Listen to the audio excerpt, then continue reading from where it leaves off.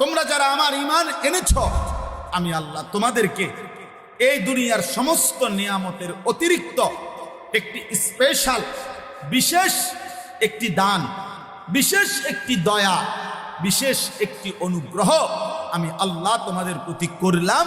সেটা হলো ইজ বাআসা ফীহিম রাসূলাম মিন আনফুসিহিম, তোমাদেরই মাঝ থেকে আমি আল্লাহ, তোমাদেরই মাঝ থেকে আমি আল্লাহ আমার সবচেয়ে কলিজার টুকরা, আমার সবচেয়ে প্রিয় বন্ধু, আমার সবচেয়ে আপনজন, আখিরি নবী, আখিরি বন্ধু, আমার মাহবুব, আমার হাবিব, নবী দু জাহাঁ, নবী দু শাহাঁ, নবী দু আলম, ফখরে মৌজুদাত, সৈয়দুর রসুল, মুসদ্দিকুর রসুল, নবীউল আম্বিয়া, খাতামুন নবিয়্যিন, নবী মুহাম্মদ, আমার আখিরি বন্ধু সাল্লাল্লাহু আলাইহি ওয়াসাল্লাম, তাকে আমি তোমাদের জন্য দিলাম।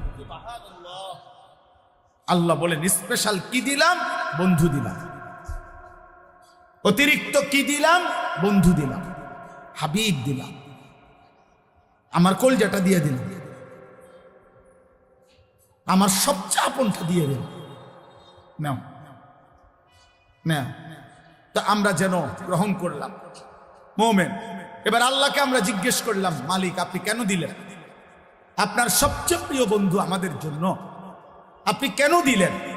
আপনি কেন পাঠালেন এমন আপনজন আপনি আমাদের জন্য?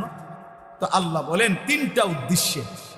এক, ইয়াতলু আলাইহিম আয়াতিহি, আমি আল্লাহ প্রথম যে উদ্দেশ্যে আমার এই কলিজার টুকরা প্রিয় রসুল, আমার বন্ধু মুহাম্মদ সাল্লাল্লাহু আলাইহি ওয়াসাল্লামকে তোমাদের জন্য দিলাম মুমিন, তার এক নম্বর উদ্দেশ্য তিনি আমার আয়াত সমূহ, আমার কোরআন, আমার আখিরি কিতাব, আমার আল্লাহ বলেন আমার আখিরি ওয়াহি কিয়ামত পর্যন্তের জন্য আমি আল্লাহ আমার প্রতিটা বান্দার জন্য চিরন্তন চূড়ান্ত যেই আসমানি কিতাব, চূড়ান্ত যেই ফয়সালা, চূড়ান্ত যেই আমি আল্লাহ তাআলা সংবিধান, জীবনের সকল কিছুর ব্যবস্থাপত্র দিলাম, সেই কোরআনুল কারীম বিশুদ্ধ করে তিনি তোমাদেরকে তেলাওয়াত করাবেন, শেখাবেন, শুদ্ধ উচ্চারণ করিয়ে আমার কালাম তোমাদেরকে শোনাবেন।